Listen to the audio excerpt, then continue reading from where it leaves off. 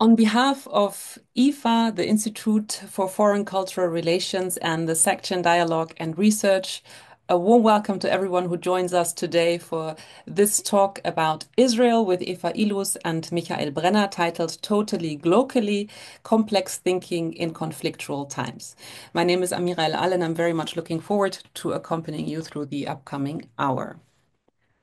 After the Hamas-led attack on Israel on October 7th, 2023, and the subsequent war in Gaza and now Lebanon, we are experiencing ruptures, disappointments, injuries, and an inability to speak with one another. Many debates tend to be polarizing, and anti-Semitism and anti-Muslim sentiment also are emerging in Germany and are destroying the culture of public debate.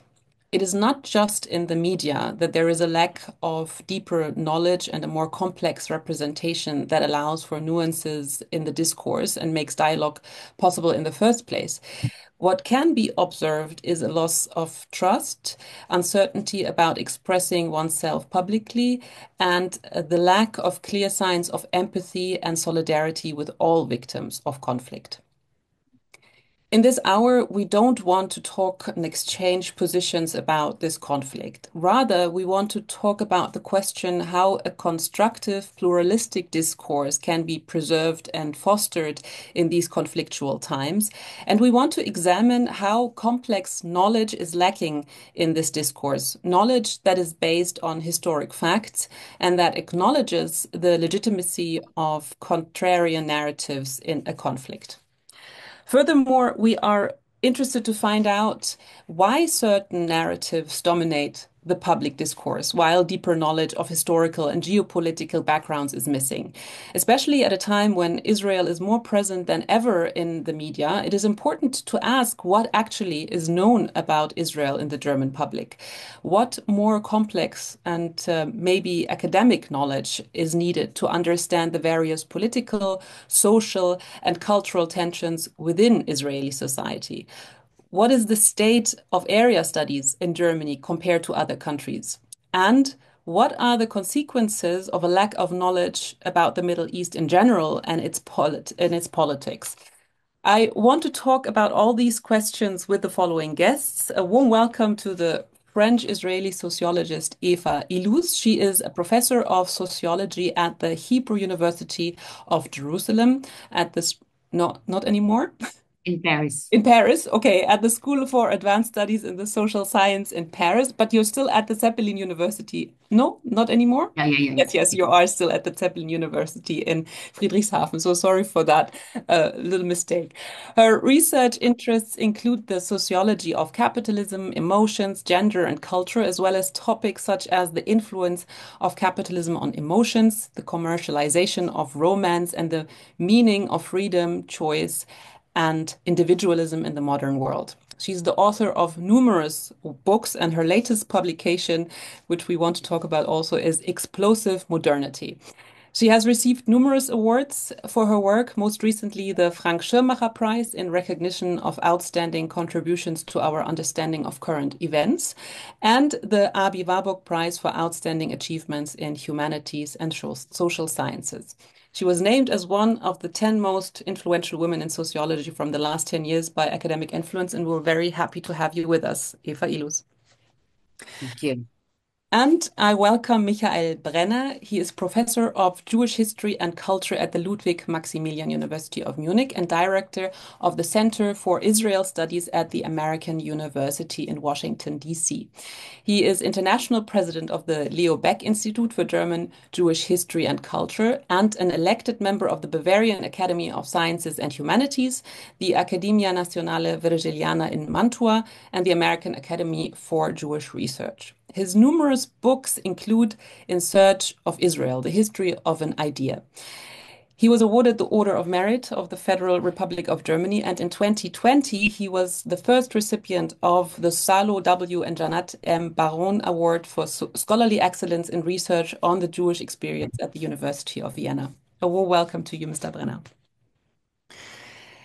Before we start, let me just quickly introduce to you the sequence for this event. We will hear first a keynote by Ms. Illouz, followed by a response by Professor Brenner. After that, we will go into a discussion to which I invite you all. Of course, you can join over the chat, and I will read your questions later on to everyone. So please mention your name so we know who you are. And I think it goes without saying, but just to remind everybody that we keep a friendly and respectful interaction in this format. Thank you very much for that. Thank you for your patience. And now we will start the event with a keynote from Eva Illouz. The floor is yours, Ms. Illouz. Thank you so much. It's a privilege to be here today and to be in conversation with Professor Brenner. In 20 minutes, given the enormity of the program you have laid out, of course, I can do very little, but I hope at least to start. So let me start. At a pro-Palestinian rally, the highly influential African-American intellectual Ta-Nehisi Coates declared after a visit to the occupied territories of less than 2 weeks that he felt tremendous shame. He had been, I quote, deceived by all the articles I've read. He had assumed that the Israeli-Palestinian conflict was exceedingly complex, that you need a degree in Middle Eastern studies or some such, a PhD, to really understand what's happening. His visit, end of quote, his visit made him realize that he was confronting Israel's Jim Crow regime, its segregationist order, enforced by the biggest guns I've ever seen in my life. And he said in another piece that it was complicated, he now understood, was horse shit. End of quote. What I find most interesting and astonishing in these words is not the ways in which he characterizes Israel. This I understand.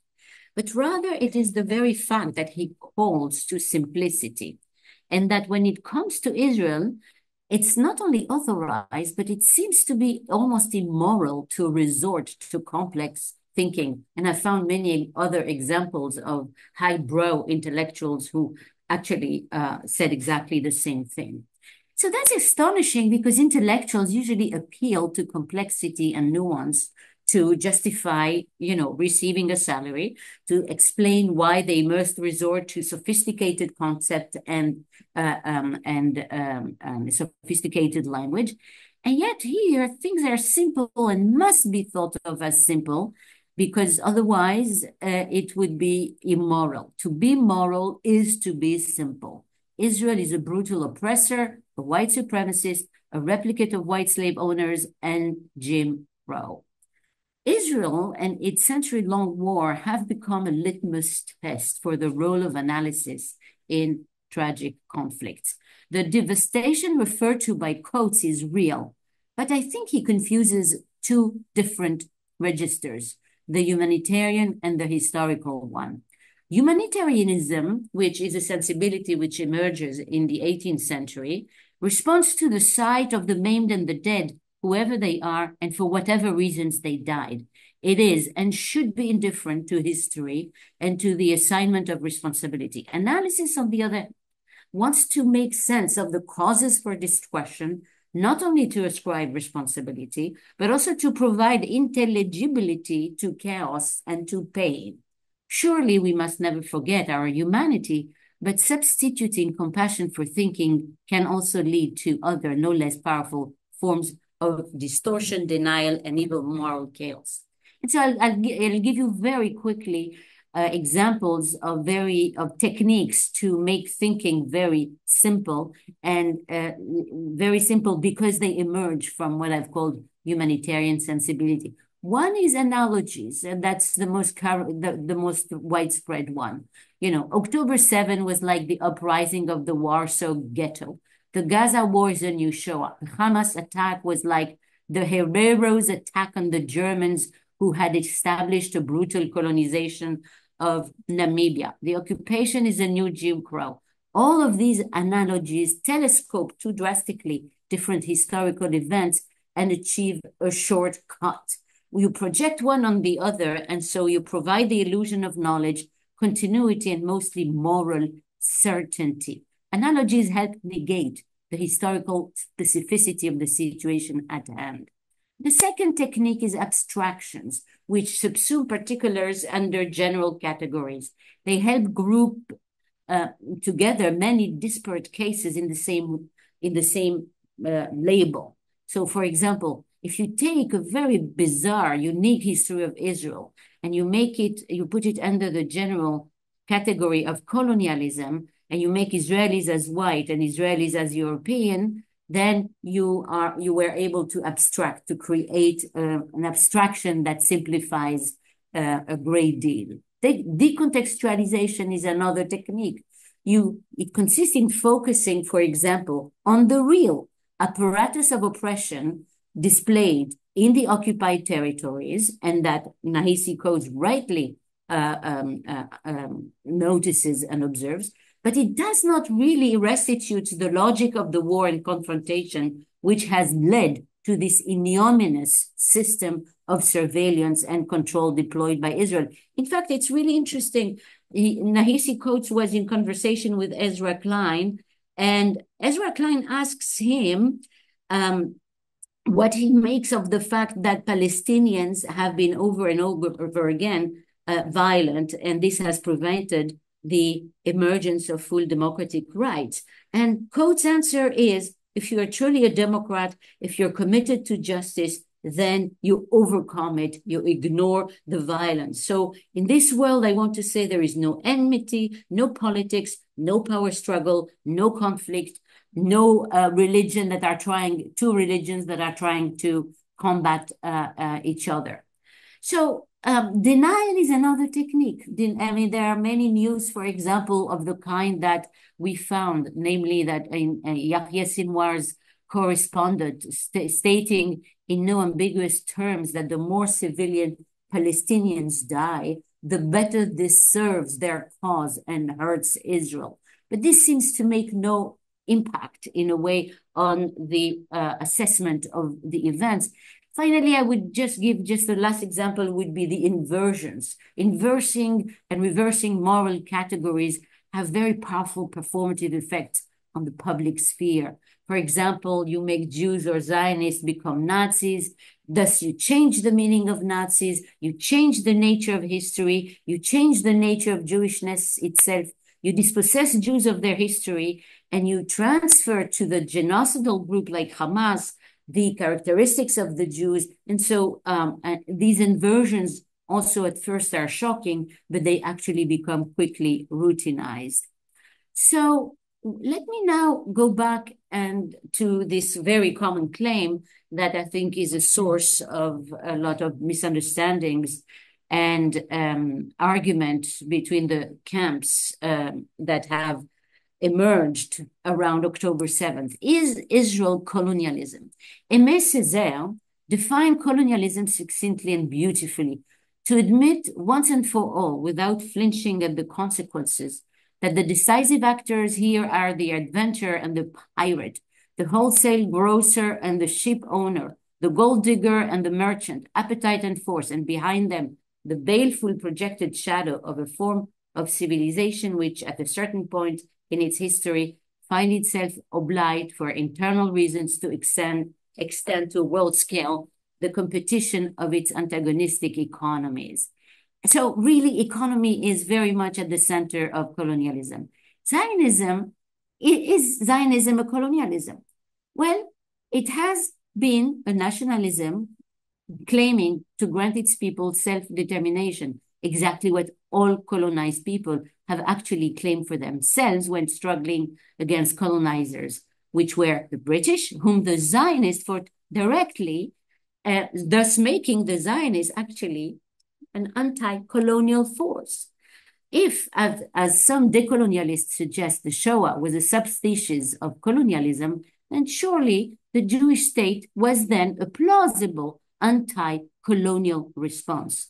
So Zionism was a struggle for self-determination and not economic exploitation, which, as Césaire and many, many others have put it, is the principal motivation behind colonialism. In fact, Zionism did the opposite. It commanded the early settlers to work the land and to become peasants. The high proportion of socialists and communists among the early settlers made them averse to the traditional capitalist professions. The ideal of avodah ivrit, Hebrew labor, denounced the hiring of Arabs to work for Jews, since Zionism was very much a labor project to work the land. We could not be further from Césaire's definition of any known definition of colonialism. And it's certainly quite far from the ways in which Spaniards or Germans systematically exploited the people of Native Americans or Namibia, as well as decimated them. The fact that Zionism occurred in the wake of the demise of the Ottoman Empire and its partition between the colonial powers of France and Great Britain made the arrival of Jews parasitic to these colonial enterprises, what some have called surrogate colonialism, sometimes even antagonistic to them, but certainly not an inherently colonial project. And as I said, Zionism could be viewed as an anti-colonial project. Another characteristic is that it was anti-racist. Its aim was to free Jews from persecution and unending racism. It is impossible to think of the history of Zionism without foregrounding the fact that it was thought to be a response and a solution to anti-Semitism. To be sure, the Jews who arrived in Palestine had very strong prejudices against Arabs they treated with arrogance and brutality. And yet, along with this fact, once Israel was created, Arabs were extended equal citizenship status, although they remained under martial law until 1966. The Arab population, which was 156,000 in 1949, has grown today to more than 2 million in 2024, according to the Israeli Bureau of Statistics. And, with schools, language, religion, more or less left intact, a fate that the first people of America did not regrettably know. I do not quote these facts to praise Israel, far from it. I refer to them only to demonstrate that it does not fit any known script of colonialism, that its case is in fact unique, that violence in its history is so closely intertwined with whatever good things it tried to achieve, that it becomes very difficult to make simple moral judgments. The conflict between Palestinians and Jews is no less possibly conceptualized as a struggle between two native groups, none of which had a formal claim to the land at the beginning of the 20th century. An additional fact which makes the decolonial narrative implausible is that between 1933 and 1939, 60,000 Jews fled Germany toward Palestine as the world closed its doors on the Jews, which were crushed by the pan-European Nazi massacre. Another 140,000 Holocaust survivors arrived in the newly created Israel, and 900,000 Jews fled the persecution of Arab Muslim countries from the 1940s to the 1950s, leaving behind their property and assets, and 650,000 of them joined the ranks of the refugees who flocked to the new state. So I want to say Israel was a state of refugees. It's, again, it's very different from the narrative or concept of a colonial state.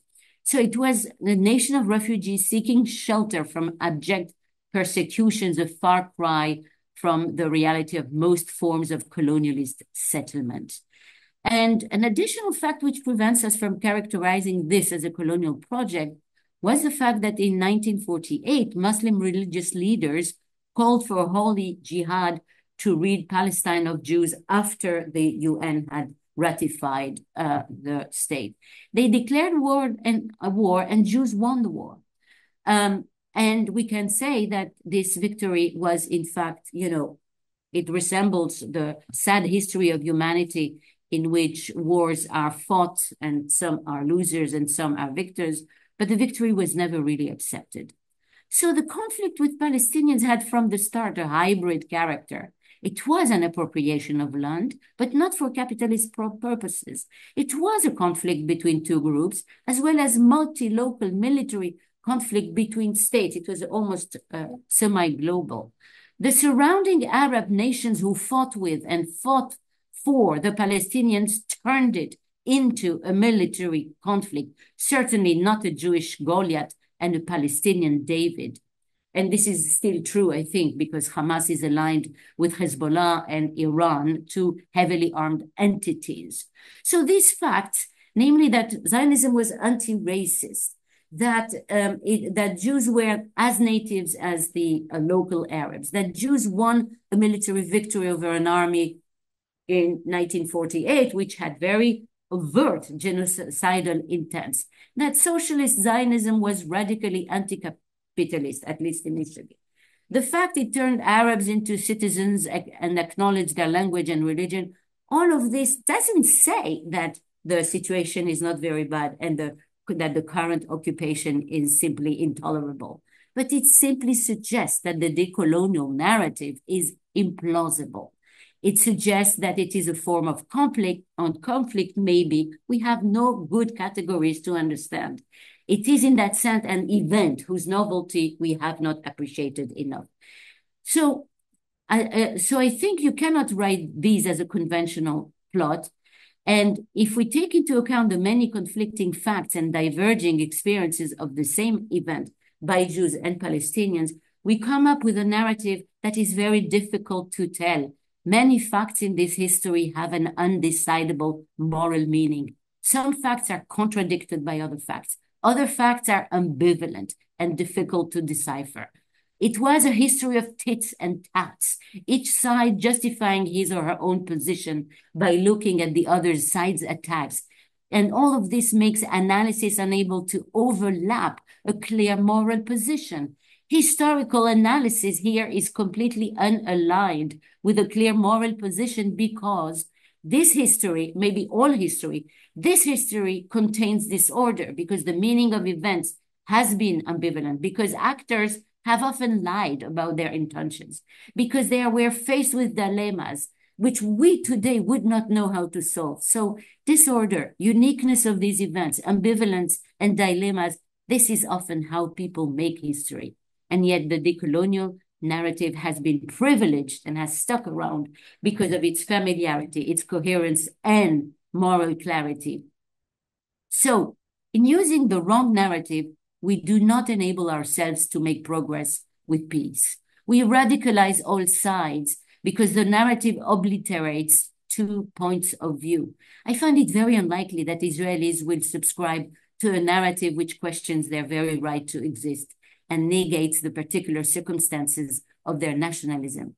This is clearly a case where epistemology matters profoundly for politics and where politics depends tightly on epistemology. Thus, and to conclude, the reason why the decolonial narrative must be rejected is not to better deny to Palestinians the right to a state or ignore what they have suffered. The opposite would be true. We should reject the decolonial narrative because applying the wrong frame and the wrong analysis will not make the problem go away. It will make it worse, in fact. As when we give the wrong medicine for a misdiagnosed illness. Palestinians do not deserve a state because Jews were colonialists, because Palestinians were there first.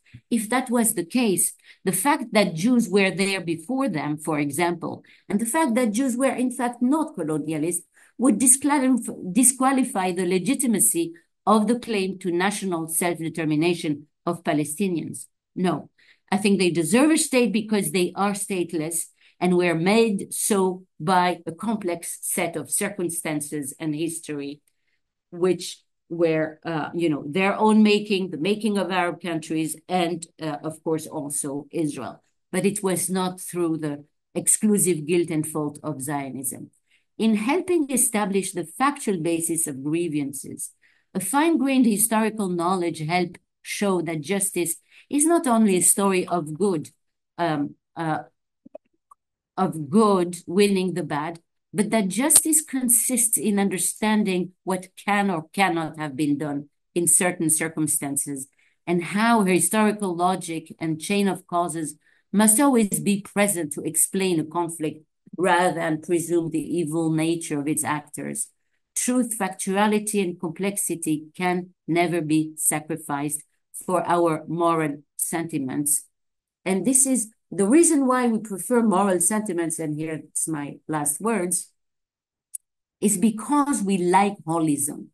Holism is a concept that Edgar Morin, the sociologist, defined.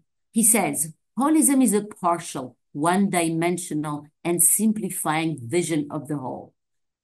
Holism is essentially the reduction of complexity to one master concept, colonialism. Complexity, in contrast, dissolves abstraction and ready-made categories. It enables detail and contradiction to emerge. To the idea of totality, such as Israel as a single total colonial phenomenon, we should substitute the idea of confluence that is advocated by Edgar Morin, that is an aggregate of several different phenomena. To use Morin's beautiful analogy, using totality is like going to fish for fish bone and not fish itself. I would even say that complexity is what helps see the fish, its flesh, its bones, and the ocean. Complexity is perhaps the only possible moral and epistemological position in a world that is so plural. Thank you. Thank you very much, Ms. Illouz, for this keynote. And now I invite Mr. Brenner for his response. The floor is yours, Mr. Brenner. Well, thank you. Thank you very much for inviting me. And thank you also, Eva, for this really impressive lecture.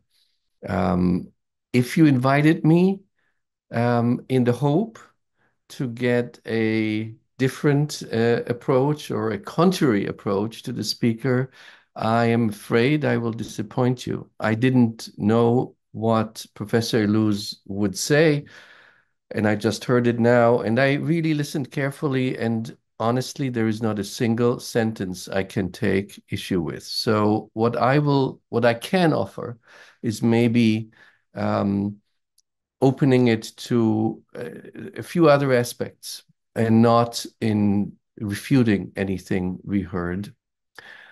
So I want to really thank Eva Illouz for elaborating very elegantly, probably more elegantly than I'm able to say in my words, a few facts that I think should not even need to be disputed. That historical claims to the same territory actually can be complex.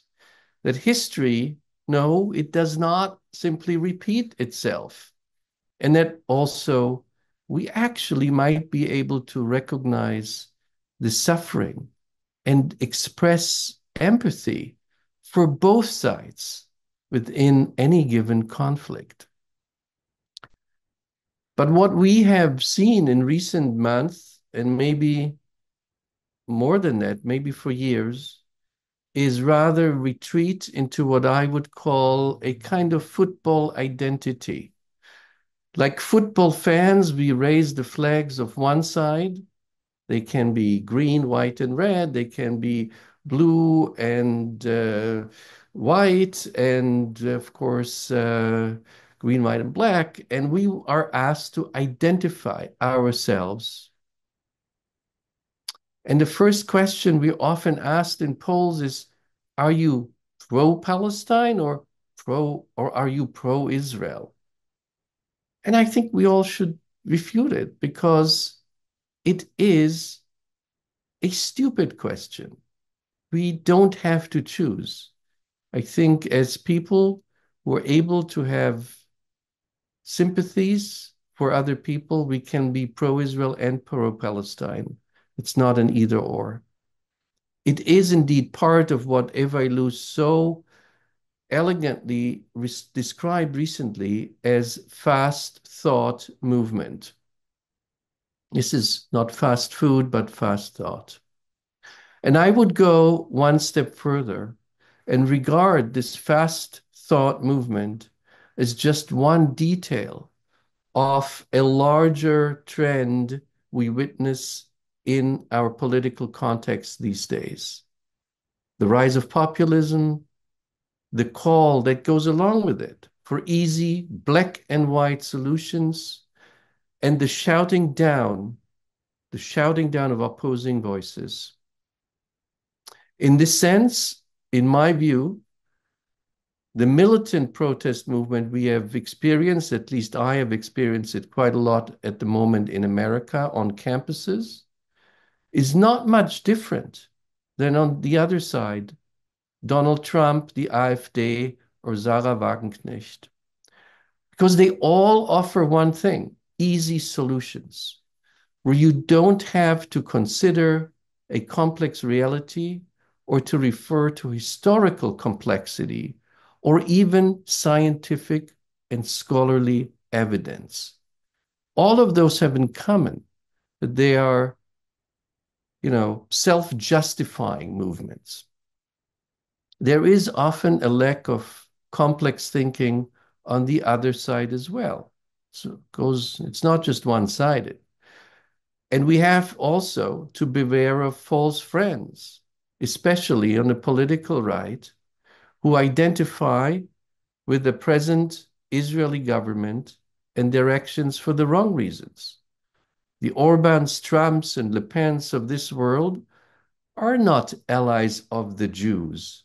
They are allies, and I think we need to distinguish of an Israeli government that includes ministers who want to expel Palestinians from Gaza and possibly also the West Bank, and whose goal is to change the democratic character of the Jewish state. So all of you who have, listened to the news in the last year saw that hundreds of thousands of Israelis have been out in the streets of Tel Aviv and other cities to protest their efforts to diminish Israel's democratic structures. The notion of solidarity with Israel today is no longer relevant. Today, one needs to ask for which Israel one expresses solidarity. And maybe we should not be too surprised that in Germany, the knowledge about this complex reality of Israel is quite limited. Because where should it come from? Where should the high school teachers who are confronted with this subject and with strong opinions of their pupils, where should they in their lessons take the knowledge from? From the daily press, from TV news, from websites, from TikTok or Instagram. Israel is not a subject taught at our universities, and I'm talking about the German context here. While every Israeli university, everyone, has a center or a chair for German studies, there is not a single professor for Israel studies at any public university in Germany. And Middle Eastern studies, which do exist at most larger universities in Germany, generally exclude Hebrew language requirements or Israel as a topic of specialization. And I'm not saying that more knowledge will solve all these problems. History has taught us very well that this is not the case. Just, go back and see how German Jews in the 1920s and early 30s thought by, spreading knowledge about Jewish history and anti-Semitism will be an efficient weapon against the spread of anti-Semitism. That's not the case. But we also know that it may help to provide a somewhat more balanced perspectives in our views, in this case, of the region of the Middle East and Israel. And let me also be clear, academic Israel studies is in no way a propaganda tool of the Israeli embassy or should reflect any official Israel government views. It is, and it has to be a critical field of inquiry, just as Russian studies is not there to provide arguments for Putin and his regime. And Russian studies are very much developed in German academia. But what we have now in the German context is a discussion without academic experts, or maybe to be more precise, always the same handful of German-speaking experts. This does not, of course, keep academics and pseudo-academics of many other fields to express their opinion when it comes to Israel. Because it seems that when it comes to this particular subject, Everyone feels like an expert. You don't need to know the language, the history, or need to have ever visited the place to know right and wrong, to make your own judgment. So little knowledge and so many experts. I don't think that exists in any other field. So my pledge, and I'm concluding my time, my 10 minutes, my pledge would really be without the naive assumption that Israel's, the knowledge of Israel, and there are different, of course, ways of knowledge of Israel, will solve our issues here, but it will help to at least create a foundation where teachers who have to teach the subject get their knowledge from other than the daily media, where students who visit our universities have at least the chance to know more about the history of this conflict and everything that we have just heard in a nutshell, really so well in 20 minutes by Professor Illouz. Thank you.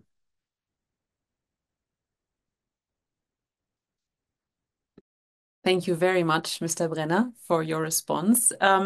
Before we go into the discussion, I want to just point out that the event series Totally Glocally addresses questions about the interaction between global and local structures, focusing on positive examples of cooperation and social innovation. And in this context, I would like to point out an event in the series that took place yesterday in Stuttgart on the topic of artistic freedom in conflictual times, which resonates with our discussion today, and the recording of which will be now available retrospectively on the IFA YouTube channel.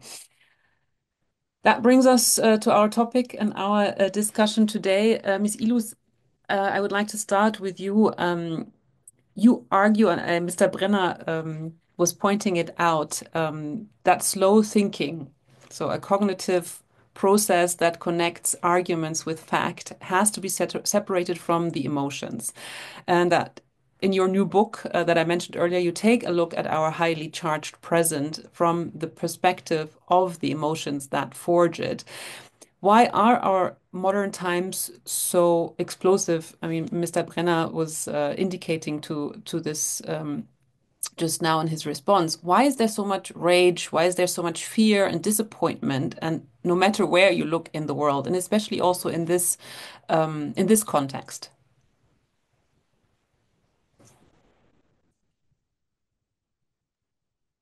I don't know exactly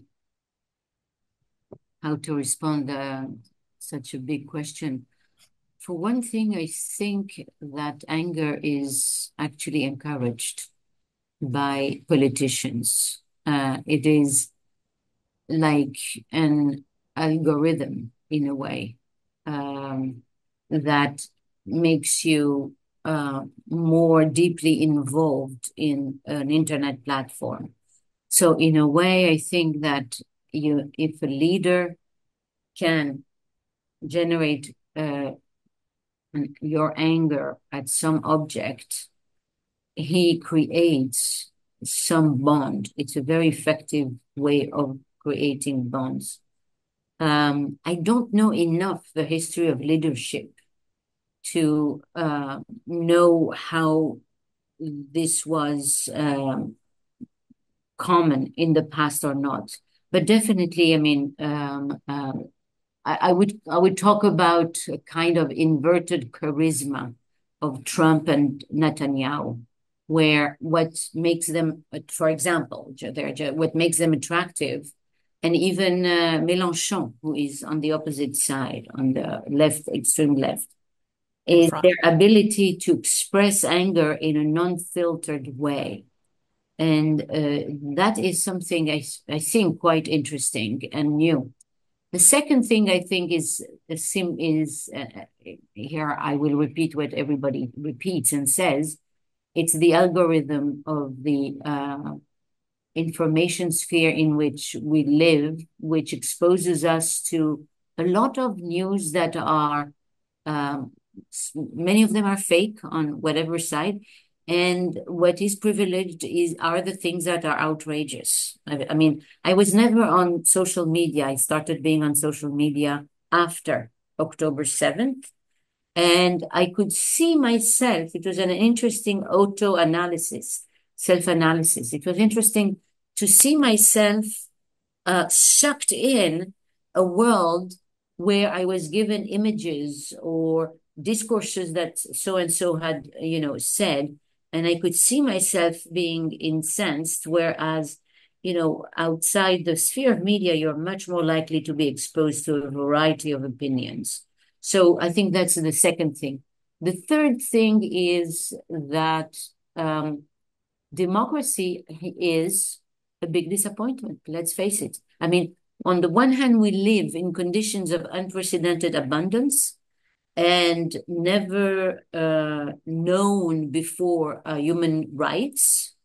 You can say that we live extremely good lives.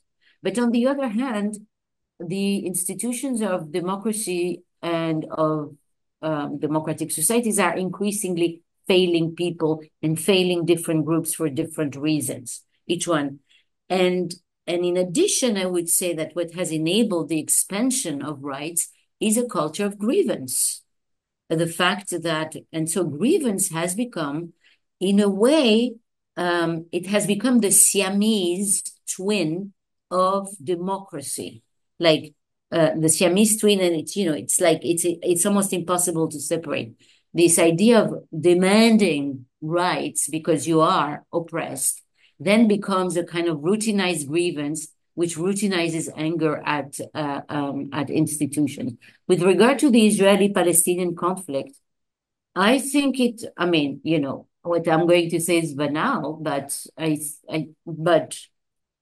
what I find quite astonishing in it is that both groups feel threatened to the core of their identity, not only identity, but physical existence.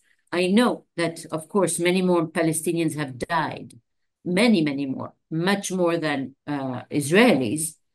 But the sense of existential threat is absolutely maximal, I think, for the two groups.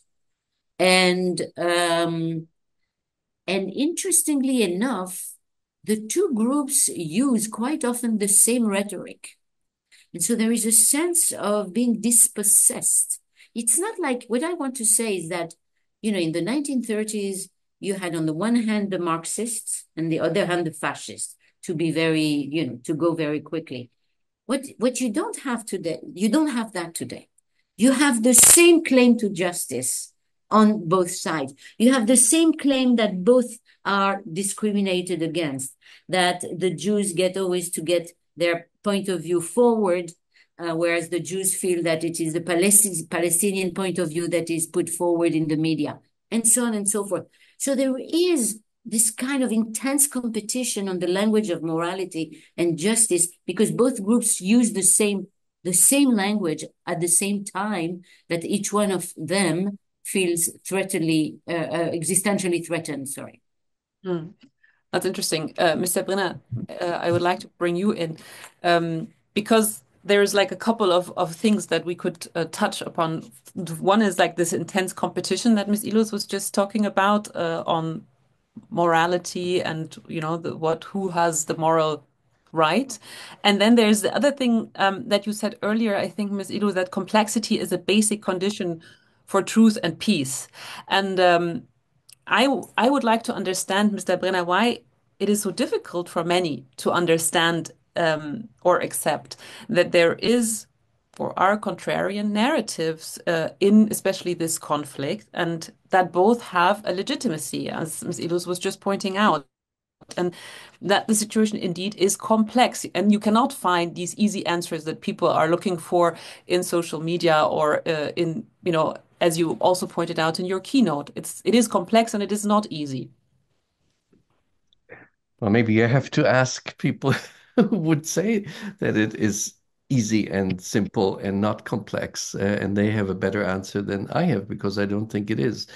Um, of course, we always try to, it's always easier and it seems politically more successful these days to opt for the simple answers than the complex ones. But I want to go back to what you said in the second part of your question, that there are different narratives, and I think this is so important to recognize. And I think for both sides, there is, for example, a book I often use in my when I teach courses on the history of Israel, which is written by both Palestinians and Jewish Israelis. And one side of it's called Side by Side in English. One side of the book, I think it's the left side throughout the book, is a Jewish Israeli narrative about the history of the last 100 years. And the other side in the book is a Palestinian narrative. And the students actually like this because it gives you two very different interpretations of the same events without, without uh, negating that certain facts are facts. And I think it's very important also to understand that this is also simplifying because there are not only two narratives. There is a right-wing Zionist narrative, there is a left-wing Israeli narrative, there is an Hamas narrative, there is a more secular Palestinian narrative. So there are different narratives on both sides, but there are probably two, I would say, meta narratives of the conflict. And I think it is important to be confronted. You don't have to agree with both narratives, but to be confronted and to know about the different narratives of the same story. And as we just heard, of course, there are two peoples who have just and understandable claims to the same territory. That makes it a very complicated conflict. It's very different from South Africa, where settlers came who have no historical connection. But it's also very different to the United States. People who came, even if it was hundreds of years ago on the Mayflower, or 10 years ago from Africa or Asia, there are no historical claims to this land. So there is a little difference to Jews who have lived for centuries, even if they were not the majority in Israel, Palestine. And I think that's part of the complexity, and people need to, and I like that very much in what Eva Illouz just told us. You can't just take one historical example and put it one to one and say, this is South African apartheid. Now I understand it. Or this is European settler colonialism, and now I understand it. And I think a lot of what we hear today among some Israeli politicians come very close to these ideas, but it's not what Zionism or the idea of the State of Israel stand for. I would like to ask you one more question, Mr. Brenner, going to Germany and the discourse here in Germany, because I have a feeling that maybe compared to other countries, it's much more tense. Then I would like to go into the first questions from the audience because they're coming in. So, because that's something you said in your response, you can study Jewish studies in Germany, but you cannot study Israel studies in Germany compared to other countries, America, I think Great Britain. Is this maybe the reason why the German public has such a problem in distinguishing between Judaism and Israel as a state and its politics and mixes things up in the debate, which then also leads to complication and other problems? Well, to be honest, I think if we have two or three professors who will teach Israel studies, that won't change, of course, this issue. People will still mix it up. And, it is also easy to mix up. In Israel, many of the Jewish communities are still called Israelitische Kultusgemeinde, right? An Israelite community, which is a 19th century term for Jews in France as well, Israelite. People mix up Israelis, Israelites. It sounds very similar, right? Sure, there is a connection between a Jewish community in which many of their members have relatives in Israel and the state of Israel. but Jews are not Israelis. Most Jews in Germany and other countries around the world do not have an Israeli passport. And therefore, I think it is important to distinguish. That will certainly happen in the future as well. But I think we need to think of creating a, even a small academic field of Israel studies where um, these, not because Israel is such a huge country, it's not comparable to Russian studies because Russia is incomparably great, but it's so much discussed, it's so much in the press that I think people deserve to have an academic foundation. We do have a center, a very small center for Israel studies in Munich. It's the only one in Germany, but without a professorship and with very limited means. But at least it's a beginning. Mhm. Ms. Illouz, I would like to start taking questions from the chat, if that's okay for the two of you, because time is starting to run out. And of course, this is also an invitation to everybody out there. If you have questions, please put them in the chat and maybe put your name. So I have the first question from Franziska S. She says, "Thank you for your very interesting explanations and generally for the offer today. My problem is that I hear arguments and they seem coherent to me in isolation. I don't know whether you are familiar with the position of political scientist Emilia Roig, for example. Unfortunately, I can't really reproduce it now either. In the event that you do know her, how would you respond to her statements?" I have no idea. Michelle, maybe you know her. Not really. I mean, that's also not fair to respond to statements we don't hear and which the questioner can't frame. And I Okay, don't know that well enough either. then we go to question number two, um, which comes from, I don't see the name. Okay. Dr. Illouz claims that colonialism is a charge that is implausible and that should be rejected. Then the question, what is her take on the words and strategies of the leaders of Zionism, which presented Zionism as a pure colonial undertaking? i.e., in the Jewish state, der Judenstaat, Theodor Herzl wrote in 1896 that the Zionist movement would create in Palestine an outpost for Western civilization in Asia, a bulwark against barbarianism. And he has another quote from the Iron Wall, but I think it's clear. So he said he also wrote, referring to the people of Palestine, every native population in the world resists colonialists as long as it has the slightest hope of being able to rid itself of the danger of being colonized. Yeah. So, I mean, Michelle, you knows about this. Uh, I'm happy sure. to say a Okay, few go ahead. words. Go This ahead. question is from Go Ahmed. ahead. Sorry, just It is to put. part of this tendency to take out a sentence from some writings, and you can find it in the Bible and say, "Oh my God, it's so brutal." Both the Old and the New Testament, you can find sentences but you have to read the whole and know the whole. And I have actually done a lot of research on Herzl and Jabotinsky, and of course, Herzl was a European thinker, an Austrian of his time at the end of the 19th century.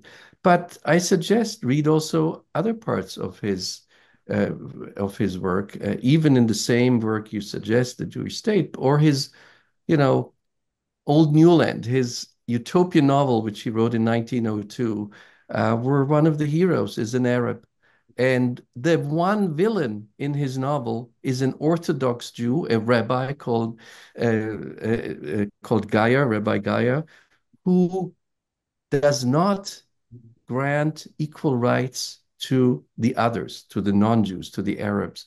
And it is that Rabbi Geyer who is the villain who is excluded from Herzl's society. So read Herzl carefully. And when it comes to Jabotinsky, sure, he was the founder of the right-wing movement. And many of the things he said, I don't agree with, and many Israelis don't agree with. But he also, read his last book, in which he published in 1940, the year of his death, and he actually has an interesting idea of how Israel, or not Israel, he never says Israeli, but this state should be structured. He says if there is a Jewish prime minister, there should be an Arab deputy prime minister. And if there is even, says, an Arab prime minister, there should be a Jewish deputy prime minister. And I sometimes think, sometimes not just the person who asked this question, should read it, but all the people in Israel, the right-wing government ministers who have Jabotinsky and Herzl portraits behind them, they've probably never read their works. So I find it just not fair to take out these sentences, which you can find in any writers of 1896 and 1902, and say that's racist or that's colonialist. Sure, they were people of their time. Ms. Illouz, would you like to add something to I this? have nothing to contribute to this brilliant answer. Thank you. Then let's continue in our talk as time is running. I would like to go back to the what you said about humanitarianism, Ms. Illouz. And you said in your acceptance speech for the Frank Schirmacher Prize about humanity, the politics of humanity is the only politics worth fighting for. But Humanity. humanity. Humanity. Yeah. Humanity, yes. But humanity seems to be falling behind fall behind the narratives of guilt and victimhood. So how can we break this vicious circle? Also, where you said earlier, everybody takes the same narrative. We are the victims. Everybody seems, takes the same role. So how can we break that and get back into talking to each other, listening to each other? I'm really bad at questions of what should we do. Any question. um, but I think ultimately, I believe that victimhood harks back on identity. Identity understood as the memory of the evils that has been done to you. So I think so first of all, what I'm saying is that I think this focus on the past injuries that our group has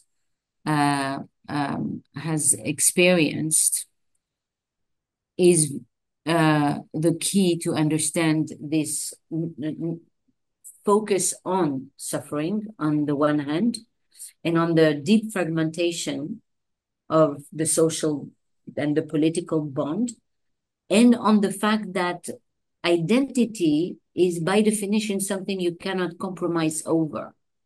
You cannot negotiate over your identity. It really defines who you are.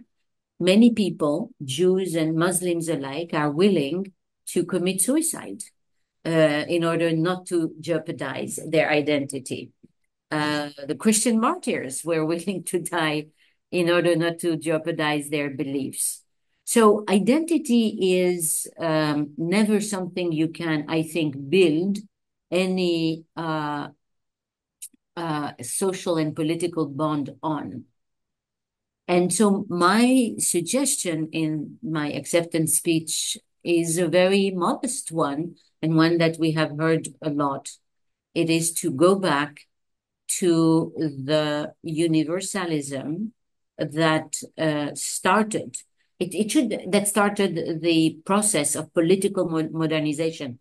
It should not be the same universalism as we believed in 200 years ago. It should be a universalism where every group comes and sits at the table and contributes their own version of universalism. I believe Africans have a very strong version of universalism. So it should be a version of universalism that is modified by the many groups that actually hold it dear. And I believe most cultures that have some kind of evolution arrived at the idea of the unity of mankind and womankind. So that for me, universalism it's the only real way to neutralize and short circuit the politics of identity. It's a very different way to conduct emancipatory politics. And it is to do it not in the name of the fact that you are a Jew or woman, but in name of the fact that you are a human being. And in fact, many of the progressive emancipatory legislation and changes that happened because because we believed, everybody believed in universalism, and we translated it into a very powerful legal apparatus and laws. Mhm. Thank you. There is one more question from the audience, from Jouad Benis. The question is, how can multiculturalism in Germany, um, how is it an advantage to abolish violence of minorities? That's for you, Michelle. Miss Illouz is always very fast to say that. It's really not for me, but I am not sure I understand the question. How multiculturalism can I mean, It's an advantage to abolish violence of minorities. mhm. Against violence against minorities, I assume. I'm not totally sure I unfortunately what cannot this means, and tell it's also not really what we talked about today, but it's an interesting question, and maybe it's for another I'm just talk. not totally sure what it means. Well, then let's not say something wrong, and we continue. Maybe we have like time for, although it's already 7, but let's maybe have time for One yes, question. One question. one more question. Exactly. There is actually one coming in, I think, in the chat. So let's give the audience the possibility. Um, I don't say I will have one more question and then I give you one more from the audience. Is that okay? Um, maybe as a question. Now here, I get it. No? Yes. So there's the question from the audience. Why do you think it is so difficult for Western governments to articulate their position regarding the Israeli-Palestinian conflict? Very good question. It comes from Anna Bubnova. I think, first of all, I'm not sure what you refer to when you say, why do they have so many difficulties? I think, on the one hand, Israel breaks international law. And on the other hand, Iran is not the friend of the West. And there are now powerful alliances between China, Russia, and Iran. And I think that the probably many countries view Israel today as a kind of avant-poste, uh, fighting for the West, the the jihadist groups that Iran has fostered and cultivated throughout the years, and its attempt to destabilize the West that are now even increased by Russia. So I think I think in a way Israel is doing the job of the the bulldozer, the big guy at the cinema. Before you go to a dancing club, there is a big guy that is taking care of people who might disrupt the party. Bouncer. The bouncer, yeah, exactly. I forgot the name. And I think so, in a way, I think that might be the ways in which I don't know, I'm not privy to their views, but I think that is the ways in which Israel is viewed as someone who is protection of against the chaotic kind of world order that Russia, and for sure Russia and Iran are trying to create. We should not forget any of these when we talk about even the current conflict. And that makes it much more complicated, in fact, because it doesn't make the Palestinians only their own persons and people. It makes them also, as you know, I'm so sorry, I have a problem with my throat. It makes them dependent on a force, on a political and military force that the West feels very deep mistrust towards. Mm. Thank you, Ms. Illouz. Mr. Brenner, what do you think? Why is it so difficult to articulate their positions, like for Western governments? Maybe Mhm. not for all of them, but regarding this conflict. What is your? take on Well, this? I think Eva Illouz just said the most important arguments. Maybe one thing I would add, it's not very different, but it's just an addition.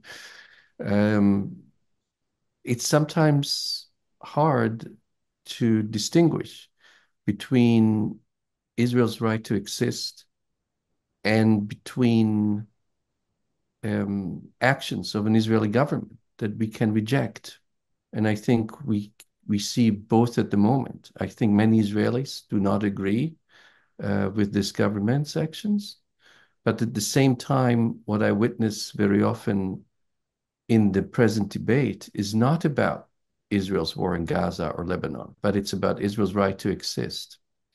And I think in this, that is part of this complexity that we mix up these very different levels of criticizing Israel, maybe having some sanctions against certain representatives of the government, but at the same time being able to say, but there are historic reasons why the state itself has a right to exist.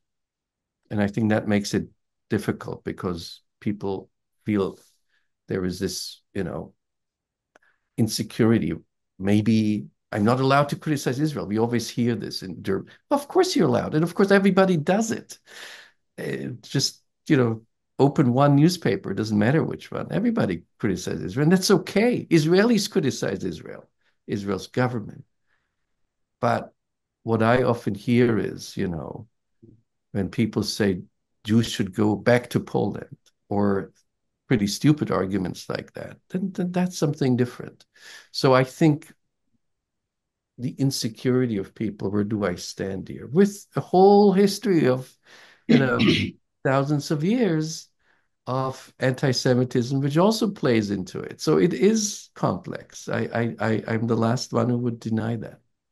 I just want to add something to what he said because you asked Amira a while back, why is there so much anger in this conflict?